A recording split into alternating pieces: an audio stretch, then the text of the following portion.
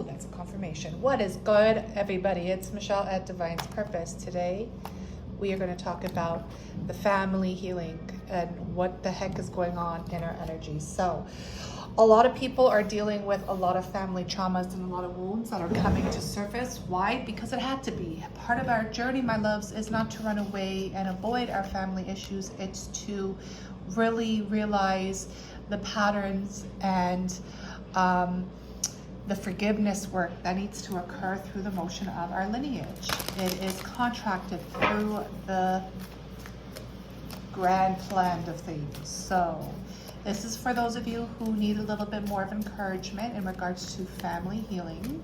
This can be a lot of different energies, guys, okay? Even with my own family, I'm seeing it coming up, and it's been coming up the last few months, actually. I know a lot of y'all don't know about that about me, because it's understanding that healing is very sacred, and understanding that family lineage and karmic ties in the motion of your family is something that needs to be spoken about through the motion with your own professional healer, your therapist, and then of course when you are ready to speak to the individual, you go ahead and speak. Now, something you have to understand when we talk about the voice of truth, a lot of people are challenged here because it's understanding that the sword can cut very deep. If you're not really emotionally mature enough, and I'll say it that way, and when I talk about that, we got to look at inner child wounding, okay? We're going to go a little bit into shadow work here and what I do for inner child healing. You have to understand that the inner child hasn't fully been recognized in their pain. Where was, okay, let's do it like this. Where was I unsafe? Where did I feel that I couldn't speak my truth through the motion of feeling guilty, feeling shameful, feeling like I wasn't being listened to, feeling like I was being dismissed, feeling like what I was saying wasn't being validated, even though everything inside of you knew it was as a child. Joan of Arc, voice of truth, stand strong, focus on your purpose, release the fear of persecution, and speak your truth while this falls. Sorry, y'all. I'm going to continue because I'm not stopping this video for nothing. I've been having issues all day about stuff, so stay with me on this. And you know, everything is a synchronicity anyways. Even when the phone doesn't really want to work, it's because it's understanding that nothing is going to stop you from really focusing on your truth and what it is. Stop allowing the fear to come through, and it's time to speak your truth. Please understand one thing. If you haven't spoke your truth to a professional healer, a therapist, whoever you are led to go to, that is the person you want to speak to. A lot of people on this journey tend to vocally, let me say, how do I say this? One aspect is that you need discernment with your truth, because healing needs to take place before the voice is speaking. But it's like, don't just start speaking about verbal diarrhea is what I want to say. And I'm trying not to say it, but that's exactly what it is. It's like a lot of people on the journey just tend to verbally just release, and they don't realize that that has a karmic indication to it. So you want to make sure, you know, you have a place that's safe, that's confident. I said confident. I meant, what's that word?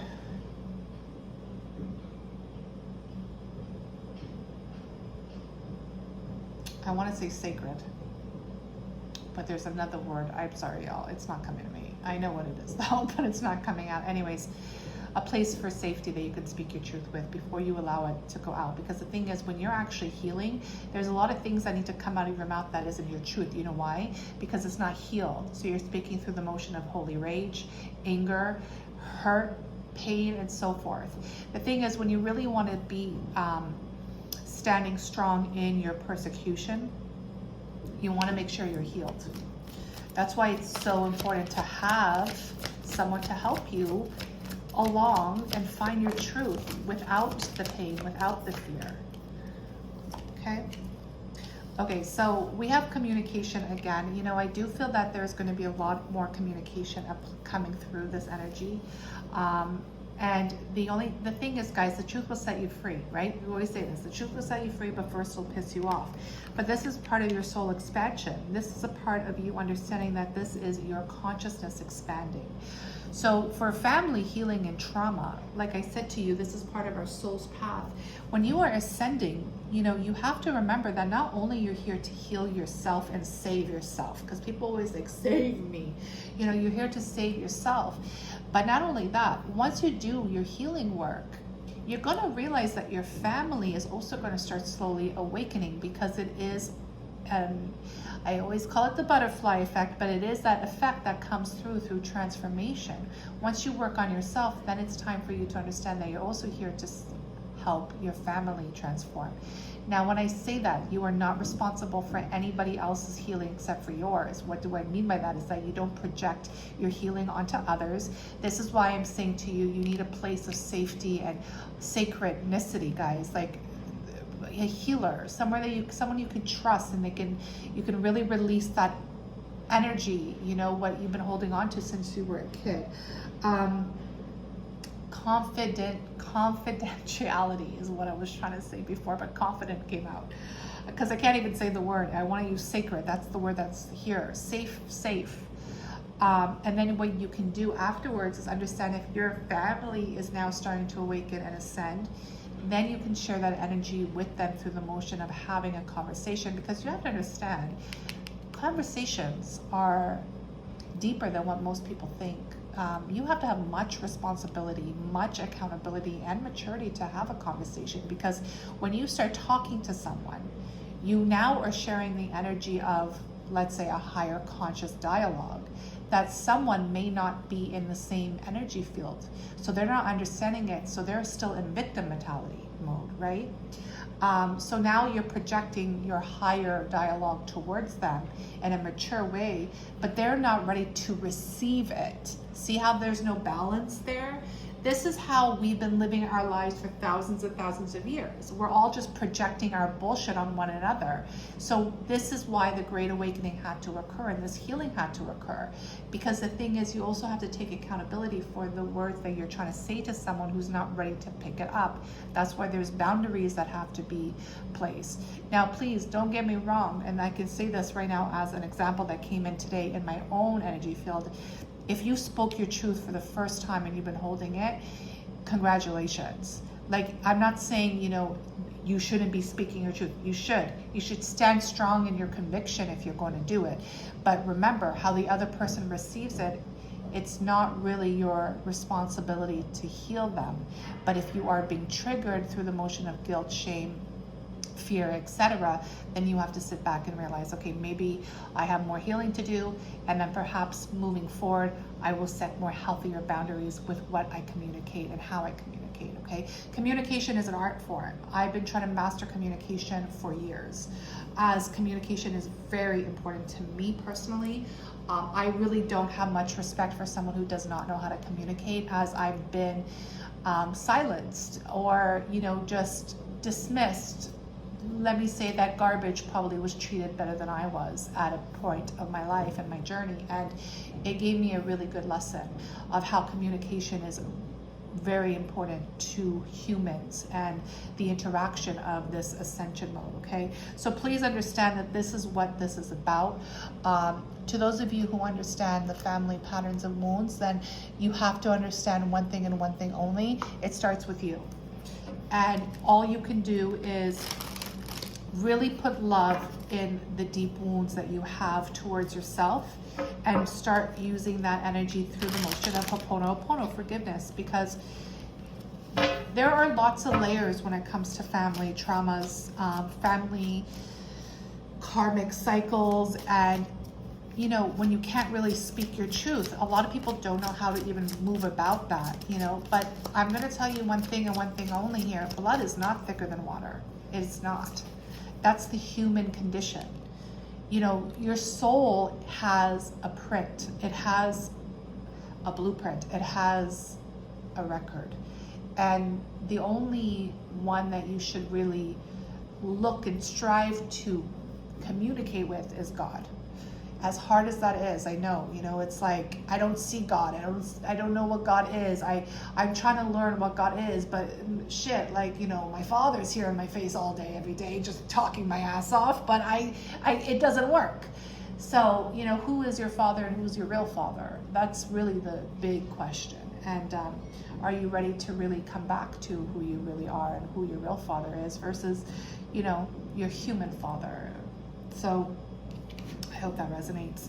I want to get some energies here before I close up because I feel like there's a message here. You know, to understand that there's a door here that's been forbidden to walk through, it might feel like a very heavy burden upon you in your journey, maybe even in your family that no one has spoke about. I always think of a family portrait, and you know, you walk into a family portrait studio and someone takes your picture and people are judging you upon that photo, but behind the scenes the kids are getting brutally beaten up. There are, you know, a lot of abandonment issues in that family. No one is listening to anybody because, you know, mom is drinking all day long, dad is the one doing the beating, and so forth and so forth. It's not the family portrait that we project it to be. It's not the truth, because we know that the truth is ugly and we rather just hide it or lock the door. That's just an example that came to me while channeling, but I will share with you with this, that the only way to unlock this door is to be extremely honest. And honesty is the only way to really come through this. You know, people try to seek for the truth all their life, but you know what? Why don't you just say, fuck it, I'm done chasing the truth and I'm going to become it. Because that's exactly what Christ consciousness is. Christ consciousness is about becoming it versus trying to seek for it. Because seeking it is the beginning of your journey. Because everybody has to be a seeker until you become it. Okay? We have High Priestess of Water and the High Priestess of Spirit. So this is a 74, beautiful synchronicity here for me personally. That's a reflection of my number, which is 47, which is an 11.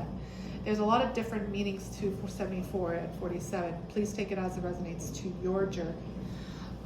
But to me, the High Priestess of Water is the form, the masculine energy, the water, the emotions. The very opposite energy that a feminine energy and a masculine would have, to be honest, but the 7 is the divine energy, is God's number. So I'm picking up masculine and feminine together here. The High Priestess, you know, she's very intuitive. And you could be a high priest too. It doesn't matter if you are a male or female. It's an energy that's coming through. But it's the sense of mastery, in a sense that you can't manipulate a priestess. Because the priestess and the priest sees your own manipulation with your own self. And this is perfect energy for shadow work, because a lot of people who are dealing with these family wounds right now are understanding there are unspoken truth that you've still been locking in this door, which I'm getting denial, grief. I'm getting also lust in this door too, guys. Just a lot of broken, toxic consciousness through this door that hasn't fully been seen yet through the motion of the priestess energy. Guys, I'm telling you right now, you know, you can do all the healing you desire on your own, but you're not meant to do this healing on your own. Like, you're not supposed to be doing it by yourself. And that's just true, you know? So if needed, get support just to emotionally process with what's going on. Like, there's so much emotions that you want to process it properly with the person that you feel safe with, sacred with, okay? Because you're going to receive this help and it's going to invoke what's coming through. Really what's going to invoke is the sense of power you've been wanting to talk. The sense of power for you to set healthy boundaries so you don't get pulled back into a family toxic trait that's been going on for years and years, or even generations is what I'm getting. So you guys, this is what I have for you. It is a lot of energy, but this is a part of shadow work, aka my butterfly effect. So, you know, please understand, a lot of you are going through this right now. There is a lot of energy being revealed. So be kind to yourself, be patient, be in a place of love, and know that this is a part of your soul's contract, especially if you understand, you know, being a healer, being a light worker, being an empath. You know, stop using these labels and not wanting to do the work yourself. It's just such a hypocritical energy. Guys, I don't have time really to, and it's not in my soul's contract to, I don't even know how to say this, like light code anything like a lot of people do. These are the truths. The truths are here. You can see that it's here. And, you know, you have to understand that you're here to help and heal yourself. You're here to heal yourself. You're not supposed to be doing it for anybody else but yourself. And the time is now. It's like, I feel like the fire in this honesty energy is getting more extreme. It's getting hotter. You can't avoid it anymore. You gotta have to walk through this door that you've been trying to avoid if this resonates with you, okay?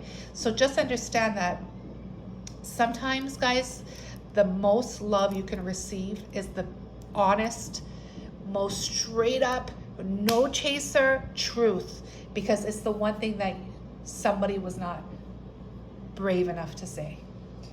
But